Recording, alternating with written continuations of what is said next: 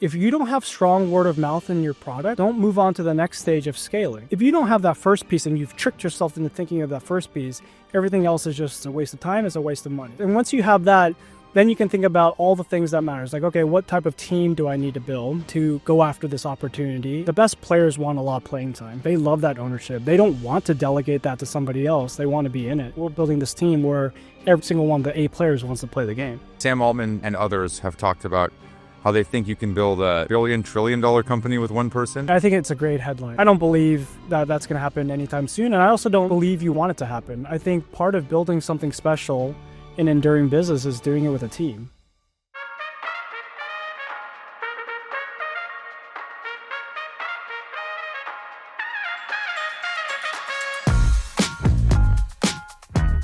Welcome to Grit. I'm Joubin, partner at Kleiner Perkins, a show where we go beyond the highlight reel and explore the personal and professional challenges of building history-making companies. Today on the show, we have Grant Lee, co-founder and CEO of Gamma, the AI presentation tool that's aiming to kill PowerPoint. Grant thinks about everything differently, and one of the reasons I was so excited to have him on the show is because he thinks about company building in a very unique AI-native way. I'm fascinated to see how it'll play out. Enjoy the episode. By the way, I just roll, just so you know. I just roll. Okay, cool. The hard work has gone crazy in Silicon Valley right now. 100%. And I think the spirit of it is right, which is like in 2021, 2022, we like kind of lost our minds and tricked ourselves into thinking that like companies are not willed into existence. Right. And we should be flexible about everything. People should live everywhere. You know, it's like, whatever, right? Like this crazy amount of flexibility. Totally. Now, I feel like we've whipped the other direction. Yeah, pendulum swung all the way And back. it's not even that I'm against the like raw hours of whatever that is, 72 hours of a 996. But the way that it's framed is so rigid in nature that I find it very annoying. Does that make sense? Like, it's just rigid. Yeah. Like, I don't know. I don't wake up at 9. I wake up way earlier. Yeah. I'm also in bed by 9. Yeah. Do you know what I mean? It's like, the opposite of flexibility. yeah, which it's like, we're it's just the from, opposite of, it's like, I don't know. I think think anybody that's doing creative work is that becomes extra frustrating, right? Like if you're trying to time box like a creative project, that just seems like the wrong approach. Yeah. And you need a little bit of this hour, I'm going to let myself go a little bit deeper on this thing because it's the right thing to do. It's not because I have to do it. Yeah. But I'm enjoying doing it. I'm in the flow state. I feel like more work should be like that, but I get the spirit of it. It's like you got to work hard, especially in this era. Things are moving so fast. So if you're not going to do it, someone else is going to do it. Yeah. And so as a startup, how do you keep up, right? Yeah. That's the mentality. I think it needs to be there in some form. I think we'll have to figure out the right packaging of it. If you told your team, how many employees do you have now? Yeah, 50. 50. Yeah. And you're doing like 50 million of revenue with 50 employees or something. Yeah, more than that. Yeah. More than that. Okay. Have you crossed 100? Can you say? We can't say. But like you're on your way. Yeah. You're doing great. We're doing great. And like you've actually recently sparked, I don't know if controversy is the right word, but like you've done the small team, big revenue thing quite effectively. Yeah. But if you went to your 50 employees tonight and you were like, all right, here's our policy, 9 to 9, 6 days a week. Wouldn't they be like, dude, what are you talking about? Yeah. There's no way. Well, I mean, we have had the conversation, but our conversation has been, we know there's been, AI startups are kind of in a few different camps today, right? You do have the 996, and that's maybe one extreme. And even, the 996, many of those companies are saying it's actually not 996, it's way more than that. And we're using the construct of 996 because it's a familiar label now. And then, then there's the opposite end of the spectrum, which is, hey, we're a 40-hour work week, which is the standard, what's known. We've kind of said that we're somewhere in between. We know we need to work hard. We're also in a space where creativity is incredibly important. Like we're trying to reimagine how people visually storytell. And for us, that means the level of creativity does require much more flexibility in our mind. And so we say, hey, there's a baseline expectation around 50 hours a week. That's like a baseline. And we're not there to monitor how many hours you're working. But if you're working and you feel like any given week you have had that amount of output, you should feel good about it. And as a team, we do try to overlap as much as possible. So I think this is also the question of like how much should be in-person work, because to your point before, is like everybody had gone to remote distributed work, hybrid work, and we are trying to do much more of overlap like in person so that you have that little bit of that magic, that serendipity. But like when you were 5 people, yeah, do you think that the reins started to loosen for you? I have no idea, but like from the 50 hours in flexibility kind of mindset, when you were 5 people, in order to get the incremental 15th employee, did you feel like, all right, we cannot be how we were when we were this tiny little startup?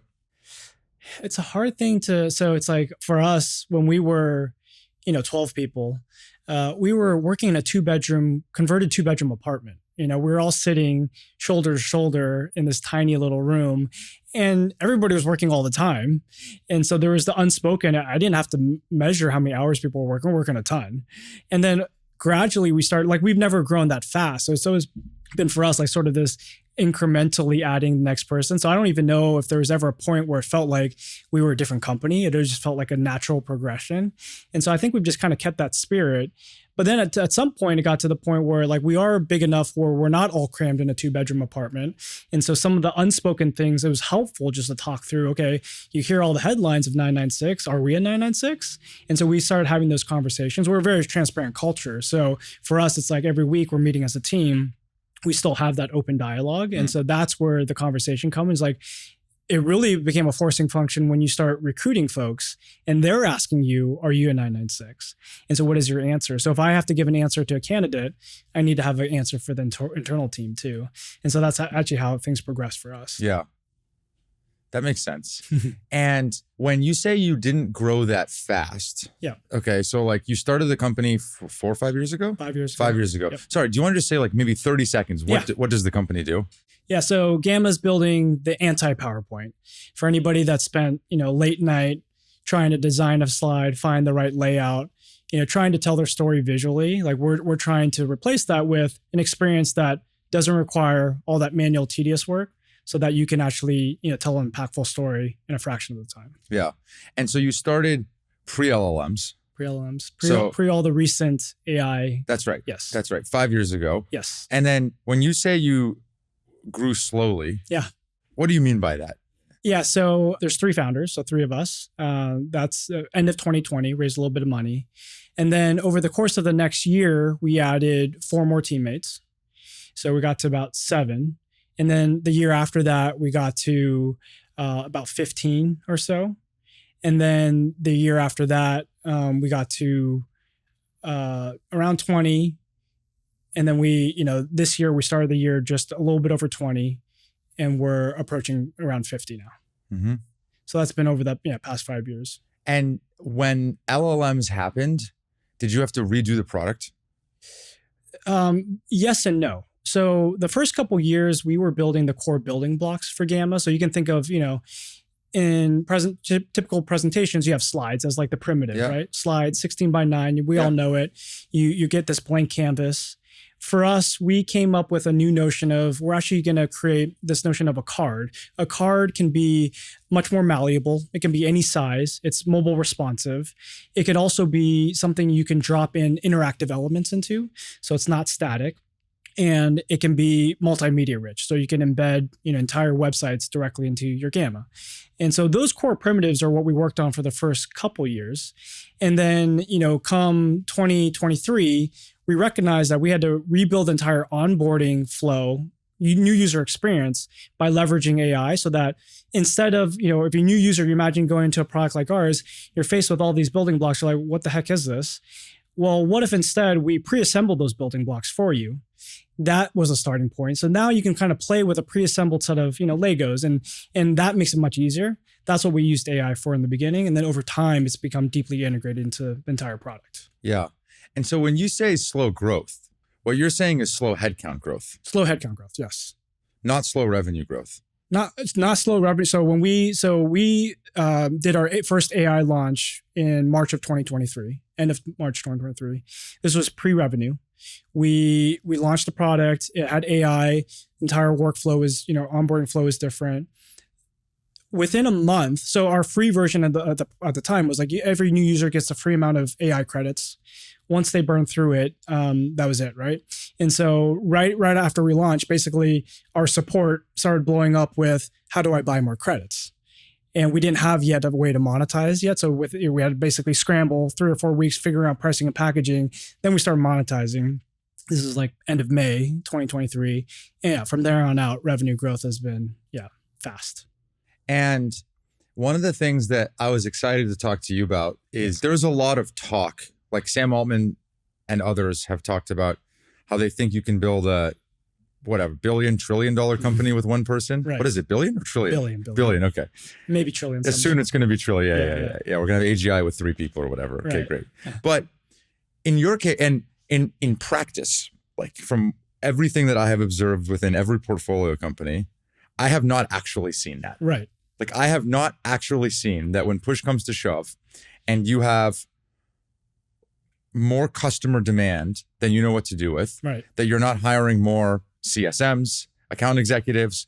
If you have a bigger roadmap than you can handle, that you're not pulling ahead headcount for engineering Right. and product, like it's just very natural. Yep. Why has that not been the case for you? Yeah, I mean, I don't believe in that. I think it's a great headline, right? Yeah, $1 billion one person startup or whatever. It's a great soundbite. I don't believe that that's going to happen anytime soon. And I also don't believe you want it to happen. I think part of building something special in enduring business is doing it with a team. Like it's fun. Right? If you're doing something you actually enjoy, you don't want to do it alone. You want to do it with other people that enjoy building with you.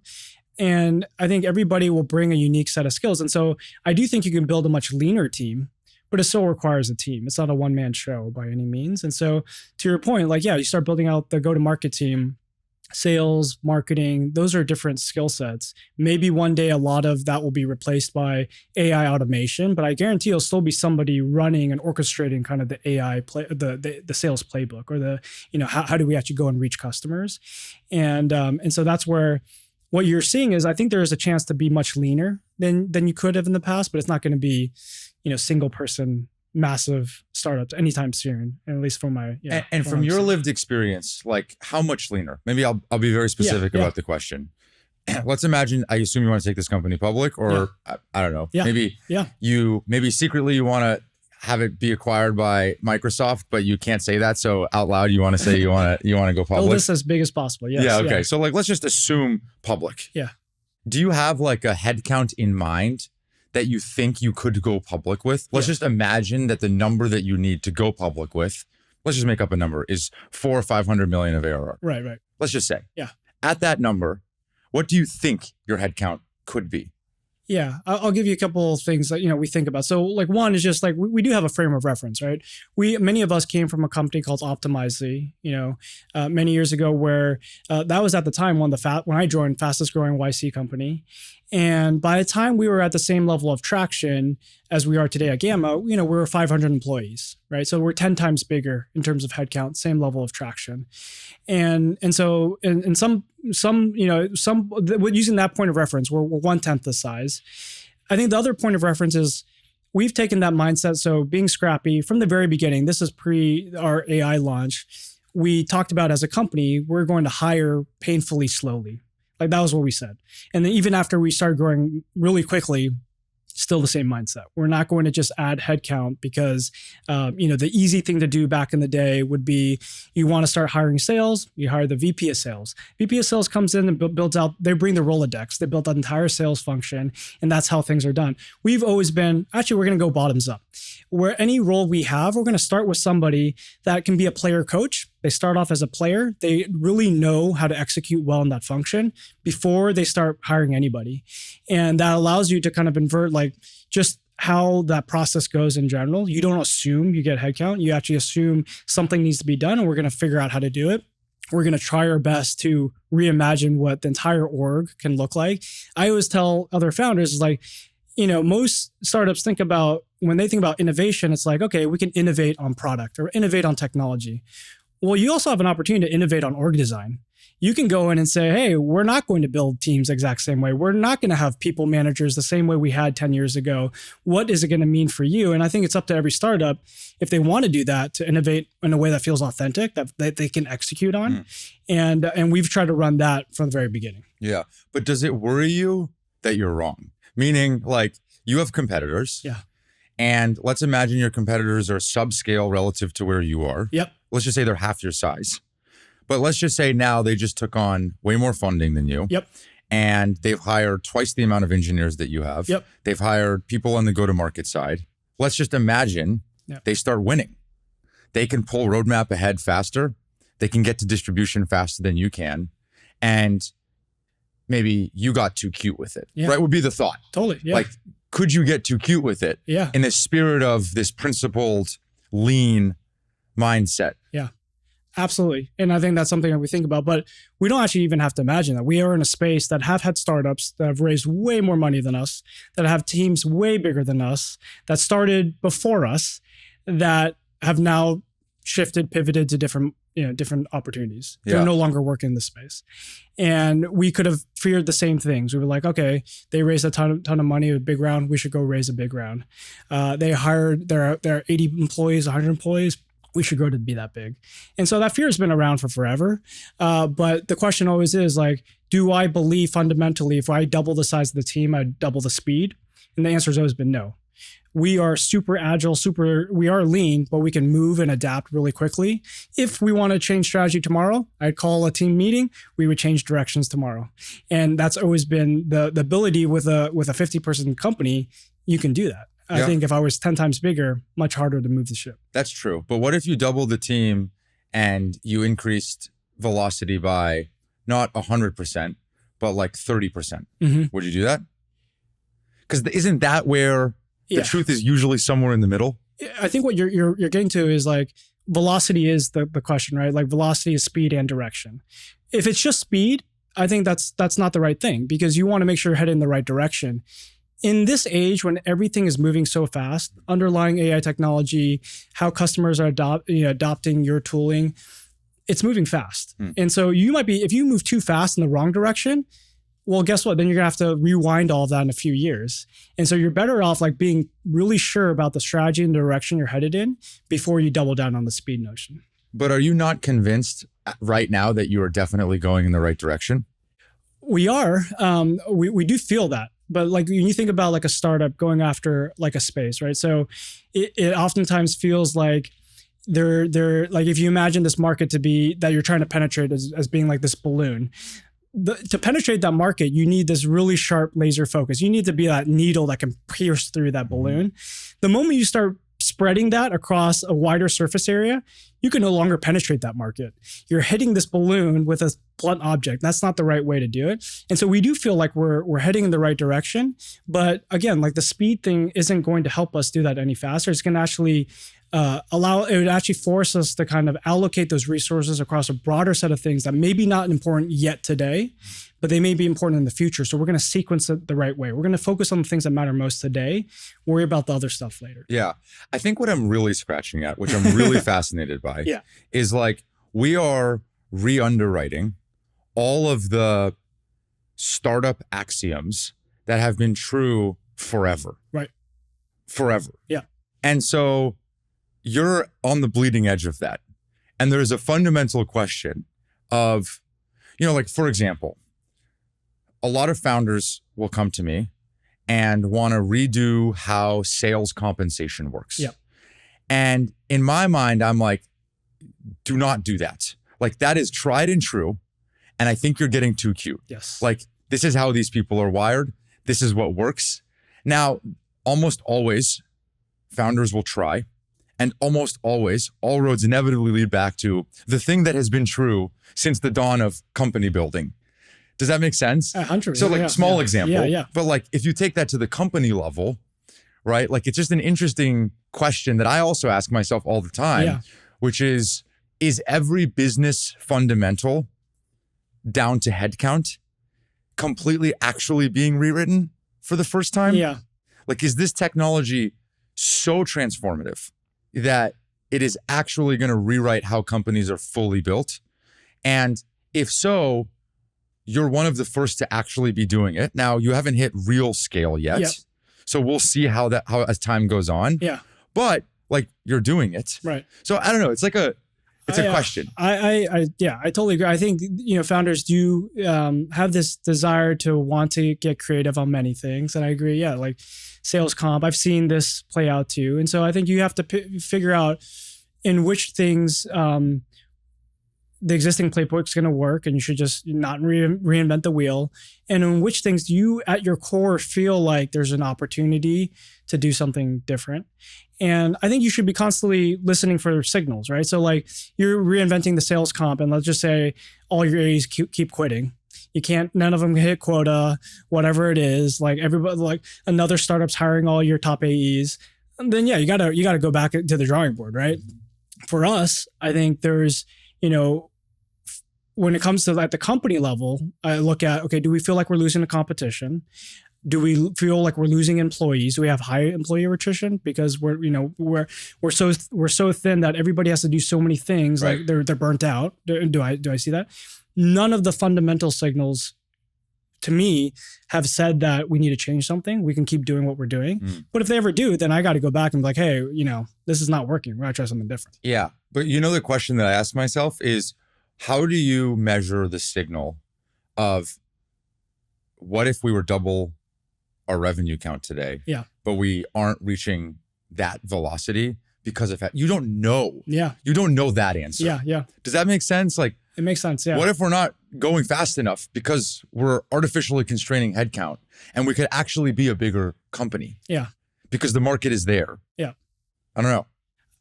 I don't know either. I think for us, the risk is not worth the reward because we're already growing fast, right? Like if we were like stalled, then I think it's a viable question to be like, hey, we're stuck. Like we got to do something different.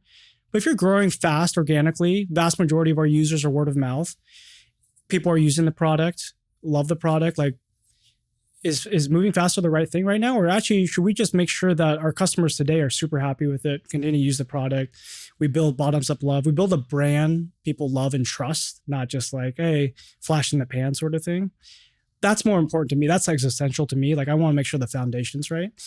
That's where, like, again, because organic growth is strong, we have, I think, the luxury to kind of take our time on other stuff. Does your team, the 50 people that are managing whatever, going on 100 million of revenue, right, that is a huge responsibility for people. Right. Are they screaming at you to hire, or do they like it this way? I wouldn't say they're screaming. There's definitely, going back to painfully hire, painfully slowly, there is some pain in certain parts of the function, certain functions. And in that case, we are opening headcount. It's not that we're not hiring. We're just hiring much slower than I think maybe some of our peers are. And, you think about like, sometimes I think about like sports analogies, right? Like you have like the best teams in the world. If you have the best teams and you have the best players, guess what? The best players want a lot of playing time, right? They don't want to have a huge team where like there's a million priorities and they get a little scrap of like what's going on. They want to own a ton. And if you're hiring A players, they want to be on the playing field. We feel like we've hired A players and they love it. They love that ownership. They don't want to delegate that to somebody else. They want to be in it. And so I think just a different mentality. Like, yeah, certainly you can succeed by not doing that. And that's just a different way of building a team. We're building this team where every single one of the A players wants to play the game. And as a result of that, are you making money, like actually profitable? Yeah, we've been hyper efficient. So we raised our Series A, back in 2024. We were cash flow positive even before then. We have more money in the bank than we've ever raised. We are lifetime negative net burn. And so when we think about efficiency, yeah, we have a lean team. We're also not spending a lot elsewhere, and allows us to have a ton of optionality, kind of really be focused on what we think is going to be core to our strategy and invest in that way. We believe in growing by investing your profits, not having to raise a ton of money. It doesn't mean you never raise. It just means when you do, you're being selective about the right partners, and you do it in a way that you know how to deploy that capital. We need to be good stewards of capital if we're going to build an enduring business. Yeah. But like, if you're not investing the millions of dollars that you're making into headcount, where does it go? Yeah. Well, it doesn't mean we won't invest in headcount. Yeah. I think at a certain stage, things like acquisitions, acqui-hires become interesting. I think having cash on the balance sheet is going to help with that. And we are starting to explore that more than we were in the past. So those are areas where we can now have this pool of capital to say, hey, maybe we can deploy it in different ways. It can be more asymmetric than just shoving it into operating expenses. There may be different things. And so I think that's where just having the optionality helps. Like we can deploy it when we need to. And we will grow the team. I think once we really start building out the go-to-market team, especially on like the sales side, those are instances where the cost will come ahead of maybe the revenue, because you have to lay the foundation for AEs, and oftentimes those customers will come later, you're paying later.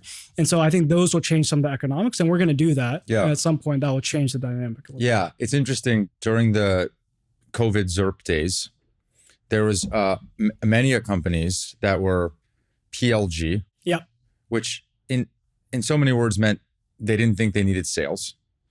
And the reason for that is because demand was pulled forward and the spigot was just on, right, and everybody convinced themselves that it was never going to turn off. And then it turned off, or it started to taper off. Right. And then they had no sales team, right? And they couldn't control their own destiny as a byproduct of that. Right. I mean, we are building out the sales team. Yeah. So I these are things that I think that's where you can maybe get too cute, is like, assuming that there is no role for that. If you're going after a big enough market, and especially if you're doing B2B, sales is inevitable, right? You need to have that team. And we have been more prosumer up until now, like up until this year. And so as we think about the next chapter, for us, prosumer will be the core growth engine. We'll add sales, we'll add the ability to go after that B2B opportunity, and that requires headcount.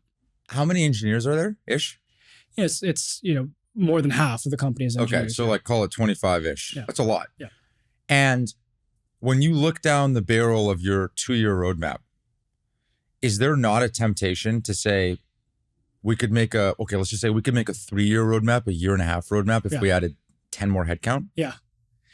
This is like the constant tension that I imagine there's a constant tension. It's like always in your head. This is the constant tension. Yeah. And it's when you think about what keeps founders up at night, like for me, this is one of the questions, right? It's like, how quickly do we build a team? And we are going to grow the team. I think next year will be a critical year to build out, more of the R&D, the engineering team. And I think that's going to be a big investment. But the question, what is the number? And I think that's for us to sort of figure out. Yeah. When you were at Optimizely, what were you doing? I was head of finance there. So I was interim CFO. I eventually was also chief of staff. I was playing a few different operating roles. And did you come through the finance ranks? Yeah, investment banking, and then started as the first finance hire. And then, okay. That. Like not the typical, it's interesting, like hearing the way that you think. Yeah. Like it doesn't surprise me to hear like how judicious you are about resource allocation is a very like finance orientation towards company building. Yeah. And I actually think in some ways it's really refreshing, but it's not the archetype of so many founders that I work with. Yeah. I mean, I feel, so the thing is, I think, there's three of us co-founders, very complementary in skill sets. And for me, I come from a very different background, right? Like I studied engineering. I was in mechanical engineering in school. I did mechanical engineering in school, but, I'm not working with our engineers today, right? And for me, I think what I bring is like a different way of thinking about company building, product building. And you might assume like, oh, hey, someone from finance, like the first thing you would do is like apply budgets to everything. And that's the exact opposite of what we do. I don't apply budgets to a lot of things because I don't think that that's the right way of kind of framing things. Because guess what? When I was in finance, anytime you had a budget, people spent the budget. Right? You give someone a budget, they're going to spend up to that budget. And then next quarter, they're going to ask you for 10% more than the budget they had last year. For us, if you instead focus on, okay, what are the problems that need to be solved? Who's the best to go after? Which team needs to be working on it? And like, don't come with a budget. Let's just go do it. Let's actually just go spend the money on the thing.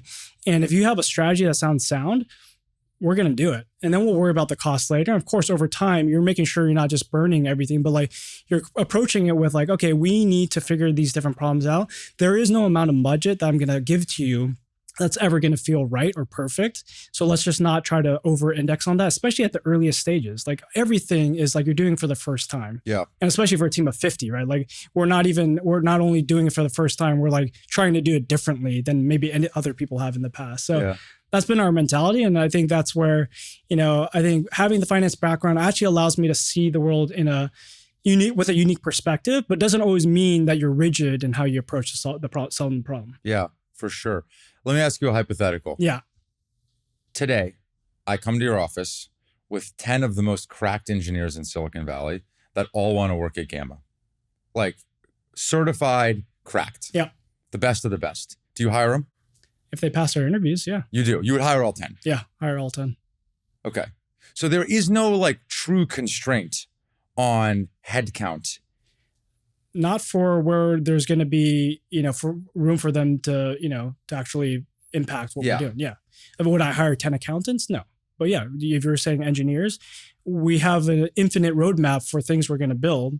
There will be, if 10 landed on our front door today and they passed their interviews, for sure. I mean, that's kind of what you're trying to do with an acquihire, isn't it? Exactly. Yeah. Get it in bulk. Like if we have 10 people that work together, love working together, and they're all great. Yeah. Awesome. Let's do it. This market for talent, let's just be specific, engineering talent, is like nothing I've ever seen. It's insane. And like, I'm not even talking like researchers. Like take that aside. Yeah. Like just great engineers is insane. It's insane. It really is. Yeah. It's hard. And I get it. I mean, there's so many amazing teams working on cool things, right? Like you're competing against that. Plus, the FANG, the mega companies also are hiring. It's from all directions, right? So if you're great and you're talented, you can choose anything you want to do. And this becomes both challenging for the company as well as the candidate, because you, as a company, as a startup, you want to hire people that are missionaries, right? But you're competing against people that are missionaries getting massive mercenary checks. And like, how do you compete when someone can actually have the best of both worlds potentially? You got to find people that are actually, really mission oriented, like what you're doing, love what you're doing, love how you're doing it. That's hard. It's really hard to find. Yeah. Do you feel like there are things that you did in hindsight get too cute with where you regretted it? Like, oh, I tried to rewrite this playbook. I shouldn't have done that. Nothing we've massively regretted. I mean, we are the type of company where we are constantly testing and iterating, right? It very much is the strong opinions loosely held. I'm totally fine being proved wrong about things. So I don't think there's ever been like a big decision where like, hey, we like this was just dumb, because it's I don't think that's it's never gotten to that. And maybe I'll reflect back on this tiny team thing in like 5 years and be like, actually, this is dumb. We haven't yet, I think so. So, up until this point, it's been these decisions that are oftentimes micro decisions that you're trying to, see if it's right, test it out a little bit. And, when we think about like even the tiny team approach, a lot of our early teammates, especially in the leadership role, come through like a work trial. Like they're in the seat first for several months before we hire them. So yeah, I think there's a lot of I guess what you'll see is like, not surprisingly, a company that came from Optimize experimentation kind of allows you to kind of move fast without feeling like, you're making these big like one-way door decisions where all of a sudden you can never go back. Like you regret it for the rest of the life of the company. Yeah, that makes sense to me. When you think about the vibes of the people in the company, does the like 10 engineer headcount cross your mind of like if we did an acquihire today, and they were all amazing engineers, because the company is so small, relatively speaking, if you increase headcount by 20% of people that you've never worked with, I bet you people inside the company are quite protective of the culture of Gamma. Totally. I imagine. Yeah. Maybe there is an inverse world where they also start pushing back on you, saying like, no, like what we have is special. Yeah. I don't want to change that. It's a tough one. I think to your point, it's like what percentage of the company, are you trying to absorb or change at the same time? I think this goes back to a point of like why for us hiring slowly for us matter a lot. It is that culture piece. Because if you're going from, 10 to 50 to 100 in a year, the culture doesn't even have time to really set, right? Like you don't even know what your identity is as a company, and you're introducing all this, new DNA. What you want to do is like, once you have this core team, that's your DNA. You're trying to replicate that DNA. You're trying to bring in people that have the exact same values and principles. But if you don't have that set yet, it's really hard to do that. And that's why I worry like these companies that maybe even pre-product market fit or like hyperscaling, or like they're all of a sudden they're doubling, tripling size of the team. Well, a few years from now, are you going to have a team that even feels cohesive? And I don't think that's possible when you're trying to grow that aggressively. 20%, like at 50 now, if we're adding 10, that's probably on the verge of like, okay, yeah, you're right. That's a decision we need to take very seriously. We'll probably need to spend a ton of time with that team. It's not just passing the interviews. It's like, okay, let's go grab, dinners together. Let's make sure like you can work in this office and this day to day feels actually like a place you want to be. That's a big decision. And I don't, 20% is big. If it's like 5%, maybe less so. And so I do think there is some range where you can't hire 50 engineers and try to absorb it all at once. And if you're doing that, it must be for some really important strategic decision that you're merging at that level, right? Yeah. A lot of my questions, I'm incubating a company here at KP and we're going through a lot of these core questions. And one of the things that I think I got wrong was I had multiple pages of values that were core to me, okay, that I thought were very important in whatever I did next. If I ever wanted to operate again, whatever that would look like, what would that mean? Yeah. Okay. Yeah. And very quickly, what I realized was like me, two co-founders, founding engineer, you sit in a room together for 7 days a week. Yep. And I realized like, oh, like, I don't actually think any of those things matter. And the reason for that is because it is just how you behave that defines what it is. 100%. And to your point of like defining what it is before you move on to the next thing, defining what it is like, how do you all behave together? Yeah. Like, what is that core behavioral cohesiveness? Yeah. That then is like, okay, we want people that are whatever, high slope and low ego, for example, because that's how we feel like we are. Yeah. And so it's so hard to like predefine any of these things. 100%. Because so much of the company that you build is the people that you hire. And so much of the values that you try and imbue are through those people. Yeah. Like through how you actually act every day. Yeah. And then you can decide what those things are. This is what we did. I mean, so we didn't come in with predefined values. What we did was, the first 7 of us and then eventually 12, we're in Slack a lot. There's like a shout outs channel. And so like anytime like someone does something amazing, they can give someone else a shout out on the team. And then what I would do is I'd start just writing down what people were praising other people for. Like, what are the things of like, oh, you did an awesome job. This is exactly what you did. And I observe people's behaviors in general. Like, what is something that, Jess as an engineer, like, what did she do that was special that I'd be like, oh, if I could have another Jess, this would be great, right? I'd write that down. And then I had this sort of notebook of all the things that people did, all the behaviors that people did. And I started crafting our culture deck. And I turned all those behaviors in a set of values. And then I shared that with a team. And I said, which of these feel authentic? And we continue to iterate on that together. And that formed the first version of the culture deck. The culture deck is a living deck. Every time we have a new batch of new hires, I go through it. We ask questions about like, what are things we appreciate about, how we operate. And I edit it. And so like once a year at least, if not more often, we're going in and we're revising it, we're adding to it. And that's the way we try to like stay true to a living thing that, to your point, is actually the people you hire. Hopefully the foundation is solid so that you're not like constantly rewriting the whole thing, right? But that first set is really observing the people around the room and trying to articulate what are the values they bring to the table. I think it's really well said. And you waited to do that deck until 12 people? Yeah, probably about 2 years in. Yeah. Like one and a half, 2 years in. So we had already gone through some craziness as a company, as every early stage company probably does, like just trying to build, trying to find product market fit, being in the idea maze.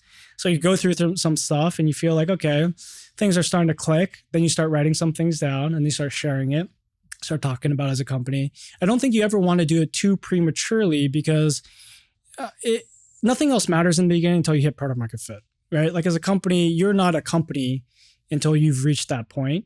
You're just a group of people working on something. Maybe you have money in the bank.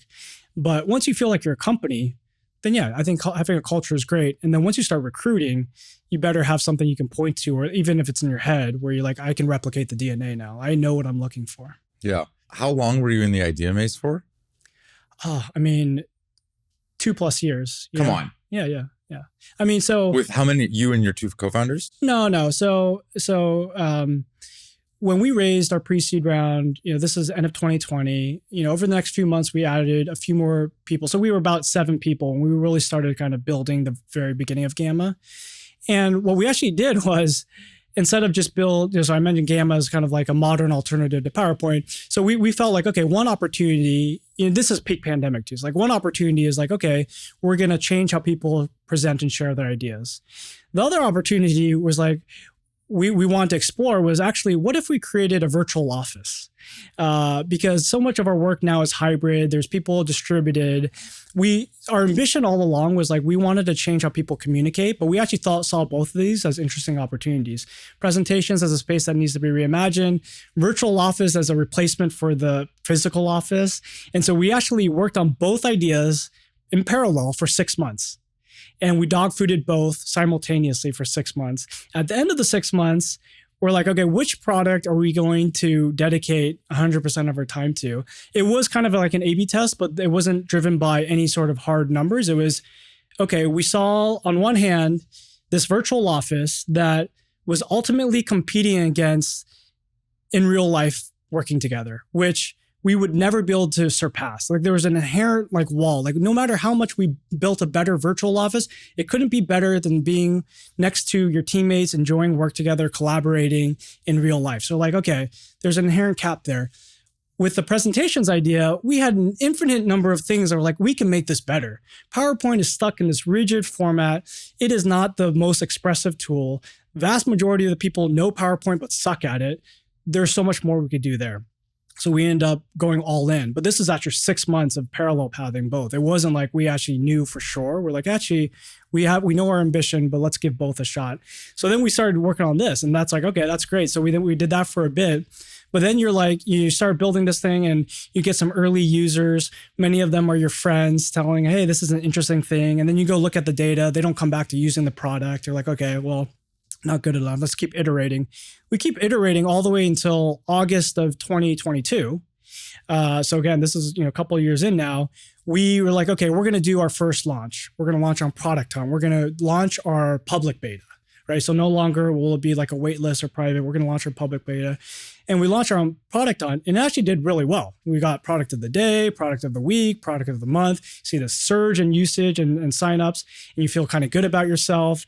And then the new signups start plateauing or like start going down. And it's like, okay, you're still getting new signups, but you have not earned word of mouth. People are not telling other people. You do not have organic virality. So you can keep on getting new startups, or you're never going to have sort of exponential growth, right? And so at that point, we knew, okay, there's some interesting building blocks here that we've done, but is this standalone? We are not going to succeed as a business if this continues to be the case. There is no amount of like incremental improvements we're going to do to turn us into a company that has product market fit. That's the moment where we went, let's go back to the drawing board, 3-month sprint of engineering AI into the entire creation flow, relaunching our AI launch in March of 2023. And that's where that was the inflection point. All of a sudden, it took us like 8 months to get to 60,000 signups. And then the day we launched, we got like 5,000 signups, then like 10,000 signups a day, then like 20,000 signups a day, then like 50,000 signups a day. And none of that was marketing. It was all word of mouth, people using the product. And that's the moment you know, okay, we have something here that can just continue to grow organically without us even touching anything else. That's insane. When people go through the idea maze for a long time, there's a natural sense of skepticism that emerges because, of course, like you've been trying to find product market fit for a while. Yeah. When you saw the first day of signups, were you like, man, too good to be true? Oh, totally. Yeah, I mean, the first month, you're just like, oh, come on. What is this? This is like, no way. And then you keep checking the dashboards, of course, every like 5 seconds. You're like, yeah, okay, well, maybe we're onto something. This is like, okay, maybe, this is, but yeah, you're so paranoid. You're so paranoid. Did the team stick with you? Did everybody on the team stick with you all the way through? Yeah, all the way through. That's amazing. Yeah. I mean, it really feels like, within the first couple of years, so going back to that, even just that specific moment of time, right? Like, 2 weeks before our AI launch, and this was sort of a bet the company moment. Like this had to succeed. SVB collapse happened. All of our money, most of our money, was in Silicon Valley Bank. So it was like I had to call a team meeting, and this is going back to like the fun part of being at the stage was we're in the converted 2-bedroom apartment. So I had to call everybody into one of the bedrooms, and we're like, okay, well, everyone's reading the news. SVB, our money is totally at risk, And we had to decide, are we going to stay heads down? We had the launch date already set, like 3 months in advance. Or we're going to stick to this launch date, or we're going to be like, oh, let's try to figure things out. We'll push this out a little bit. And basically we had the moment, it's like, okay, we're sticking to the launch date. I don't know how we're going to make payroll, but I will find a way. Like, I don't know if we're going to talk to our investors. We're going to figure something out, and we're not changing the launch date. I think those are the moments where everyone can see, like, we are all in this together. The level of resilience and trust you build in moments like that, you can't really manufacture. It just happens. And through that, I was just like, I'd never seen a team work harder. We got through the launch, and it was just like massive feeling of this is super rewarding. Like, we are doing something that is special. We were doing something together, and it was literally all hands on deck to make it happen. It's insane. I'm very happy for you. Like, it's just awesome. Appreciate it. There is I guess now viral tweet that you had about basically all the VC advice that sucks. Is it fair to characterize it like that? I would say it's that a lot of people maybe interpret certain VC advice the wrong way. Yeah. And it's not that. No, by the way, I also think a lot of VC advice sucks. So you don't have to play coy with me. Yeah. Oh, so there, let's just say there is a lot of bad advice. And there's a list that you made. Yeah. Can we go through it together? Yeah. Do you remember your top hits? Oh man, there's so much. I mean, a lot of it is predicated on. Well, so I'd even just go with like the foundational stuff, right? Which is when you think of just going back to product market fit. Most people rush this thing of if you don't have strong word of mouth in your product, like don't move on to the next stage of scaling. Like you need to be so patient in that part of it and be honest with yourself. Is this a product that has a chance of growing organically? And that is the tailwind you need to do everything else. If you have that, everything else becomes easier. You cannot fool yourself into thinking like, hey, we have like, okay, distribution and like people are using it and it's super churny, but we'll incrementally figure it out. Like, no, don't do that. Don't worry about anything else until you have strong word of mouth. And if I could just tell people one thing, like that's the thing. Like, yeah, YC trope is absolutely accurate. Build something people want, because that's like the foundation. Then once you have that as a foundation, I always think about strategy as like, then you can actually build a great business around that, right? Like strategy is building the business around a product people love. If you don't have that first piece and you've tricked yourself into thinking of that first piece, everything else is just a waste of time in my opinion. It's a waste of time, it's a waste of money.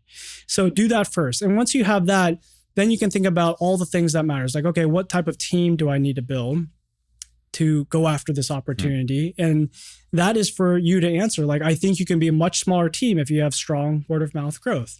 And so that's where I do think we've benefited from things that are already organically working well. We can be super deliberate about which teams we hire for and how we hire for them. This is where you set the super high bar for we only have A+ players, right? Or A players. Like, you cannot lower the bar in hiring. The mantra of hiring painfully slowly, even when we felt like we hit product market fit, I didn't open 50 headcount. We didn't open any headcount. We stuck with the roles that were already open, and we incrementally added from there. And we asked the team, where are we feeling the most pain? And then we started doing it. And like oftentimes the pain was maybe stuff that wasn't even on the engineering side. It was stuff that I was trying to figure out on the marketing side. And before I hire a marketing team, I need to know how hard this thing is, right? Like, I've never done growth marketing at any level of scale. So let me try doing the job. Let me see what it takes. Like, let me know what great looks like before I try to hire the first growth marketer. And so I did that for like 6 to 12 months before we even entertained opening that role. And was it easy? No. Was it painful? Absolutely. But did I learn a lot? Yes. I went from 0 to 1 in terms of knowledge over that 6 to 12 months, doing everything myself, all the talking to creators, all the working with agencies, all the thinking about like, what is the right, way to tell Gamma's story. And I think that's it was what was needed. I could have delegated that to somebody for sure. Like, people told me like, okay, you should stop doing this thing. I could have done that, but I don't think that would have been the right way for us to have approached it. And I don't think anybody would have cared as much about building a brand and the way we interact with customers the way that I could have cared about it. Yeah, but let's just say if you choose to do growth marketing, what are you not doing? I'm delegating the rest of the like product and, the development side to my 2 co-founders. Yeah. right? So I'm leaning on them heavily. Yeah. I'm not going to be in the weeds on every, product roadmap prioritization. Like that's my co-founder, John. I'm not going to be in the weeds on looking at our AWS bill or AI bills. Like that's going to be co-founder James. I'm going to be spending a ton of time with our existing customers. So we have like a separate Slack workspace for what we call the Gambassadors, our power users. I live in our Gambassador Slack. I'm talking to them on a daily basis. I'm spending a ton of time with creators, talking to them, jumping on Zoom calls, meeting them in person. And I'm thinking a ton about our brand and like, how do we want to tell our story? What else? What else is on that list of shitty advice? So, I mean, the rest of it is all around like, scaling and hiring. And so like, who do you hire? What is the advice that you get and what do you disagree with? I think the advice you get is like, as soon as you hit product market fit, you blitz scale this thing, right? It's hire as fast as you can, go after the market, don't squander it. And I think there's definitely, you don't want to squander it and you should be super paranoid. You should take hiring super seriously. And so I think that's important, but it doesn't mean you have to double, triple the size of your team, in a year. Mm-hmm. So I think that's stuff that you as a founder, you need to care deeply about. And then it goes back to if whatever your hiring strategy is, can you maintain that A-level bar? I think if you're trying to hire 100 people, like founders should be honest with themselves. Like they say they want to hire A players. Can you do that if you're hiring 100 people? Like, is that possible? We still interview founders still interview every single person coming through the door. So like we keep that bar high. There's been plenty of like talented people that we don't let through the door because maybe they don't pass the culture interview. And so like when we think about keeping that bar high, for us, it's only been possible because we haven't been trying to hire 100 people in a few months, Mm-hmm. So those are things that I think it can be hard to quantify, but can really dramatically change the nature of the company.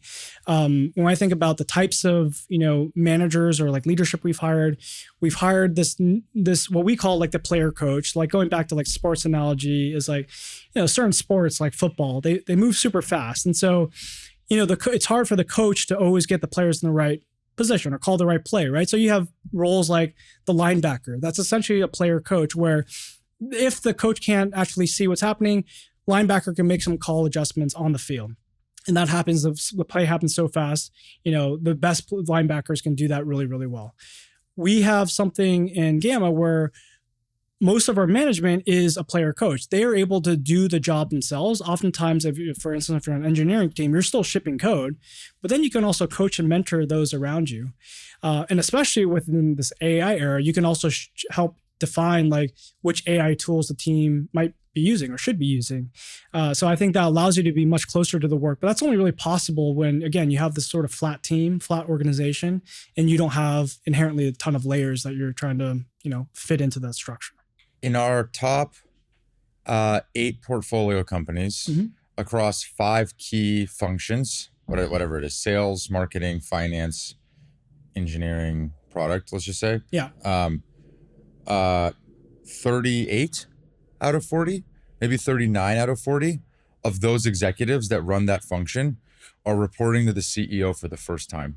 This is in our top companies. Oh, wow. And that's a cool stat. And if you listen to maybe the ramp CEO, yeah, or if you listen to what Pedro did at Brex, where he basically removed 3 layers between him and the director, and then made the director his CTO. And they did that across the company. And the ramp, Eric says at Ramp, like basically he got so many executive hires wrong that he's like, I'm just not going to hire executives anymore. I'm just going to promote from within. My point is, there seems to be this really hard opposite reaction to the like an experienced leader. Yeah. I don't know how else to say that. Like, it's like we went so far in one direction of like the, John Doerr days where, Google hires a CEO and like the founder should not be the leader, right, to now so many folks are actually doing the opposite, where they're like, experience is overrated. I just care about their taste in the work and the function. I will promote them and hope that they become leaders. Yeah. It's an interesting, like hard opposite reaction to what it used to be. Yeah, I mean, I think so. Just to unpack some of that, I don't think experience is overrated, but I do think maybe management experience might be overrated. Like, you don't need to be 10 years manager to be a great manager. You don't need to have 10 years of management experience to be a great manager. But you do need to know how to do the job. I think like anybody that's managing a team, Like they should be able to go deep on any, variety of topics and be able to really serve that, coach or mentorship ability to like really step in and see that team. And so, but some people are just, I think if you have a flat org and again, more of a player coach style model where someone's still doing the work, then it's inherently much easier. They're still close to it. They don't need to guess what other teammates are doing. They're seeing it. And then they can actually make sort of, I guess that's where like the management and the advice you're giving maybe doesn't fall on deaf ears because it's coming from somebody that you respect and you're seeing in the trenches. I think that model, at least for us, fits well. And I think to your point, yeah, like maybe we had swung the pendulum too far the other way, which is like you bring in someone that is just there to be the people manager and they happen to have the Rolodex where they can hire all their, people they've worked with before. And that, assuming that's just going to work by, copy and pasting, I think that era probably is over. Yeah. But isn't it tempting to hire like I'm just making up an example, a CTO or VP of engineering that has all of these engineers, like that knows the top 10 cracked engineers that they can bring with them? Like, isn't that where the temptation really lies? It is. And I think that's still something worthy of exploring. Like if that person really still felt like they fit well, then maybe that is the right hire. Yeah. But it's obvious. Oftentimes, obviously, it's not black and white. There's going to be a set of things you're looking at, and you're just trying to make the best decision, on the spot there. On the work trial question, or the thing that you brought up about like most people do a work trial for a couple of months, or a lot of people. Yeah. If you're a talented engineer working at Meta or something, or I don't know, OpenAI, I don't know, just pick your company, making a lot of money. I understand why you want a work trial. Yeah. You want to see what does it feel like to spend a couple months with them. They also probably want to see what does it feel like to spend a couple months with you. But in order to do that, I'm pretty sure they have to leave their other job. Totally. Yeah. It rarely works, I think, for a lot of these sort of IC roles. And frankly, even with us, we got lucky with timing on certain things. People were maybe in between roles. And so we could say, hey, we don't know exactly what role you'll play. Let's have you in this role. And then over time, we'll see what fits best. And so I would say it's something you should explore. By no means can it be every single hire. I think not enough people assume that's even an option, right? Yeah. Like most people just assume it's hire or nothing. And I think oftentimes, that may not be the case. And if you can, especially for like management level roles or people that could be running a team, that's a pretty important, that's like an important function. If you have the luxury of doing a work trial, do a work trial. What percentage of your work trials do you think have converted to full-time? All of them. Yeah. And I think part of it is like, obviously we set a high bar for the work trial. The other is like, if you're in the seat and like assuming you set the high bar, then it's like you're helping define the role to a certain extent too, right? If it is collaborative, then it should feel like, hey, this is something we can work out. And I think most of the people we even entertain the work trial with are people that are very open-minded to like doing things a different way. Like I'm very transparent with like, the player coach model, like the way we operate lean team, tiny team. And so I think people are opting into that, knowing that there's a certain level of uncertainty. I think by nature of that, maybe it's almost like a self-fulfilling prophecy. It's like, okay, they're going to make it work because they know what they're stepping into. Mm-hmm. Do you not get caught up in like, so you've raised what, an A, a seed, an A? B? A seed and an A, yeah. Seed and an A. If it's not already happening, which I know it is, but if it's not already happening after this, you will have more Series B investors knocking down your door than you know what to do with. Right. And it's very weird in Silicon Valley, when you're a great company like Gamma is, what ends up happening is like, it's very seductive to go into the venture ecosystem. You meet all the fancy partners. They take you on the dinners, on the boats, on the things. All the things. And it's nice. Like they're nice things. And by the way, they're just gassing you up the whole time. Yeah. And they're telling you like, and by the way, not for nothing, but it feels good because like you want every inch of validation that you can get because you've been tooth and nail clawing to get to this point. Totally. So like, of course, like it's human nature to like enjoy hearing that other people think that your baby is as beautiful as you do. Yeah. They may or may not believe it, for what it's worth, but at least they're going to say it to you. Totally. And they're going to do all the nice things.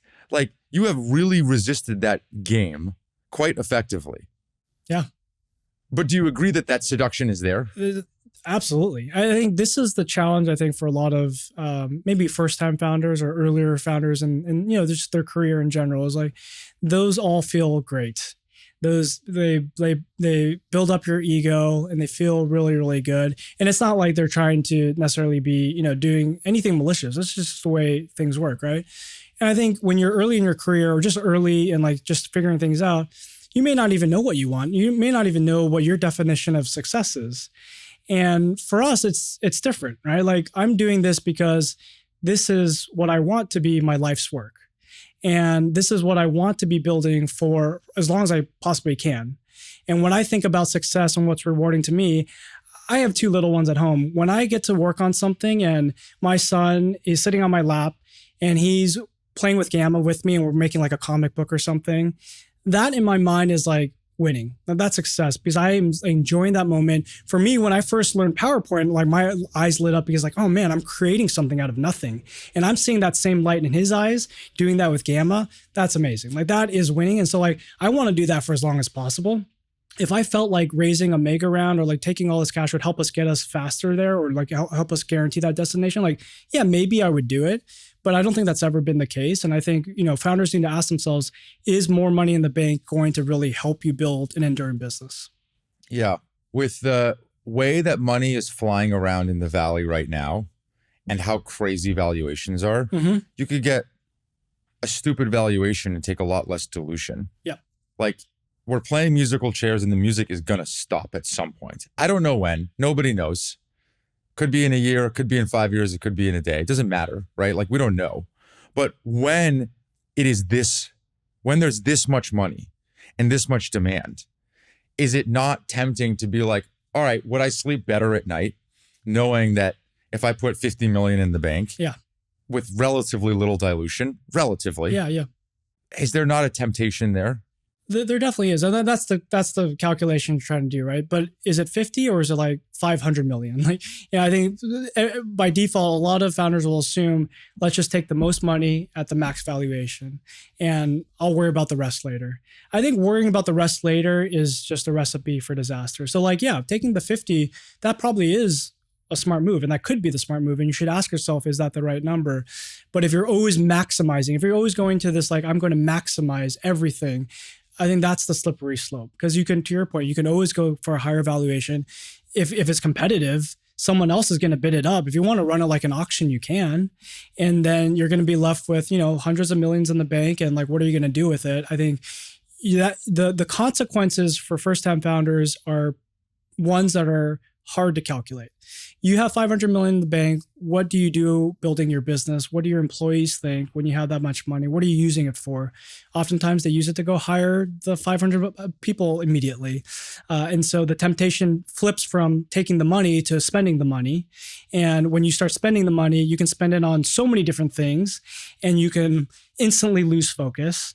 And you can instantly lose the desire to like build, and you have to be honest with yourself. Like, is that going to be helpful or hurtful for where you are as a company? And I think more founders should just be patient and thinking about, or like just trying to answer that for themselves.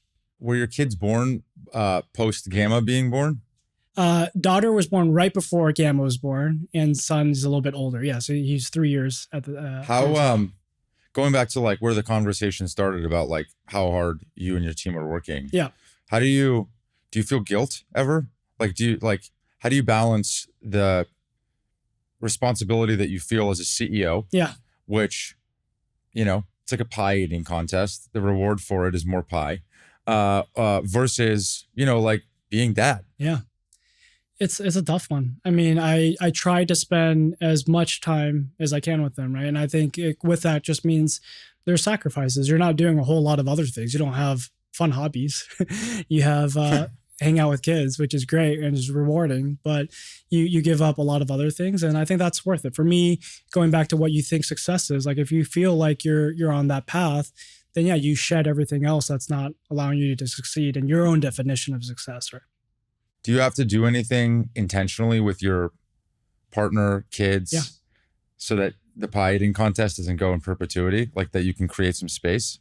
To a certain extent, I feel lucky. I mean, my wife works from home, so she is able to work remotely, and that means like way less pressure for me to have to do like pickups or like drop offs. So like, I think we're just trying our best to like fit this, infinitely complex puzzle into the right places where we live really close to my parents. So like, having grandparents around, they're retired, they can help with the kids. That also helps. Like you got to like figure out what can you do, what's in your control to optimize for the things that matter to you. And it changes. Like when, my daughter was just born, like it was actually pretty tough.